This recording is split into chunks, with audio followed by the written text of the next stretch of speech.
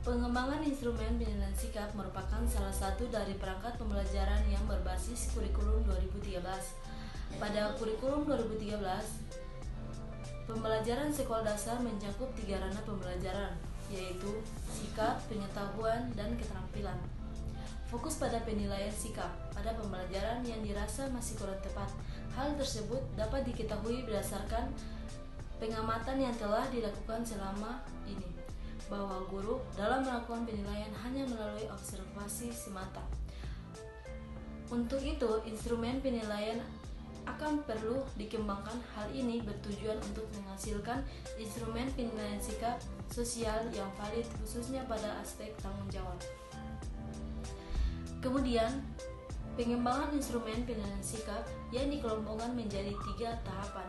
Yang pertama, tahap perencanaan, tahap penilai instrumen penilaian sikap, dan tahap pelaksanaan penilaian. Yang pertama, ada tahap perencanaan.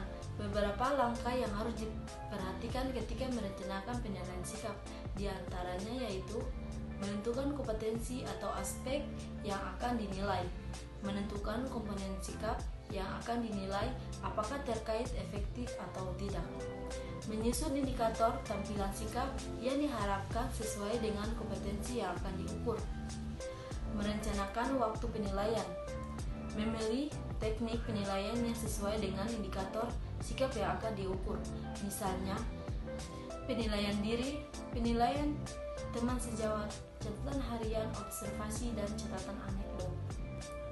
Yang kedua, ada tahap menilai instrumen penilaian sikap. Untuk perlu menilai instrumen penilaian sikap yang telah dikembangkan dengan meminta bantuan teman sejawat atau menggunakan panduan penilaian instrumen yang tersedia. Beberapa hal yang perlu diperhatikan adalah sebagai berikut. Instrumen penilaian sikap sesuai dengan pengukuran aspek sikap dan bukan aspek kognitif atau psikomotor. Instrumen penilaian sikap sesuai dengan cakupan sikap yang dituntut pada kompetensi inti dan kompetensi dasar. Instrumen sesuai dengan kompetensi yang akan diukur. Instrumen memuat indikator sikap yang dapat diobservasi. Instrumen dapat digunakan dengan mudah untuk merekam sikap peserta didik.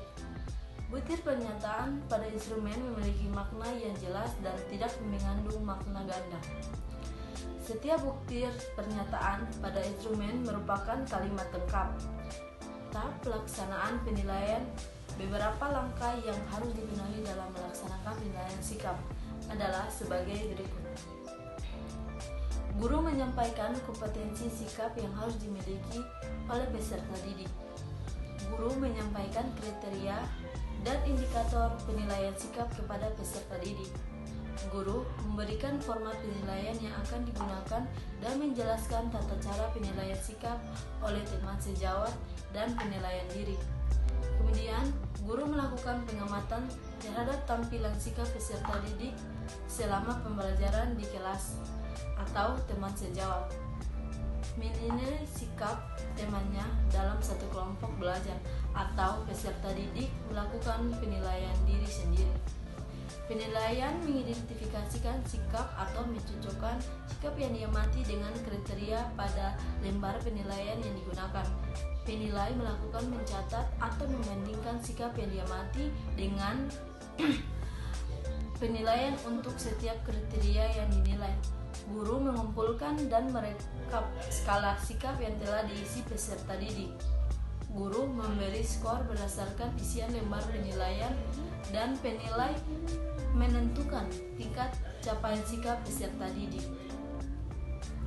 Kemudian di dalam penilaian sikap terdapat teknik penilai sikap. Penilaian sikap dilakukan dengan teknik observasi, penilaian diri, dan penilaian antar teman. Penilaian diri dan penilaian antar teman dilakukan dalam rangka pembinaan dan pembentukan karakter peserta didik, yang dimana hasilnya dapat dijadikan sebagai salah satu data konfirmasi dari hasil penilai sikap oleh pendidik. Kemudian, pelaksanaan penilaian sikap. Penilaian sikap dilakukan oleh guru mata pelajaran selama proses pembelajaran pada jam pembelajaran atau di luar jam pelajaran. Guru bimbingan konseling atau BK, dan wali kelas selama peserta didik di luar jam pelajaran. Penilaian sikap spiritual dan sosial dilakukan secara terus-menerus selama 1 semester. Penilaian sikap spiritual dan sosial di dalam kelas maupun di luar kelas dilakukan oleh guru mata pelajaran, wali kelas, dan guru BK. Guru mata pelajaran, guru BK, dan wali kelas mengikuti perkembangan sikap spiritual dan sosial, serta mencatat perilaku peserta didik yang sangat baik atau kurang baik dalam jurnal. Lalu, setelah perilaku tersebut teramati atau menerima laporan tentang perilaku peserta didik, guru mampu mengolah hasil penilaian sikap, di mana perkembangan sikap selama 1 semester. Guru mata pelajaran atau wali kelas dan guru BK masing-masing mengelompokkan atau menandai catatan-catatan sikap pada jurnal yang dibuatnya ke dalam sikap spiritual dan sikap sosial. Apabila pada jurnal belum ada kolom butir nilai, guru mata pelajaran atau wali kelas dan guru BK masing-masing membuat rumusan deskripsi singkat tentang spiritual dan sikap sosial berdasarkan catatan-catatan jurnal untuk setiap peserta didik. Wali kelas mengumpulkan deskripsi singkat sikap dari guru mata pelajaran dan guru BK dengan memperhatikan deskripsi singkat sikap spiritual dan sikap sosial dari guru mata pelajaran, guru BK, dan wali kelas yang bersangkutan.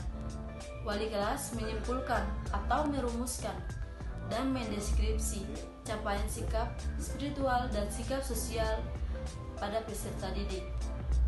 Pelaporan hasil penilaian sikap dalam bentuk predikat dan deskripsi, serta pemanfaatan dan tindak lanjut hasil penilaian sikap. Penilaian ini berdasarkan tercatat dalam jurnal guru, wali kelas maupun guru BK harus menjadi dasar untuk melaksanakan tindak lanjut oleh pihak sekolah. Bila perlu, sikap yang kurang atau kurang baik dalam sikap spiritual maupun sikap sosial, tindak lanjut berupa pembinaan terhadap peserta didik dapat dilakukan oleh semua pendidik di sekolah. Baik.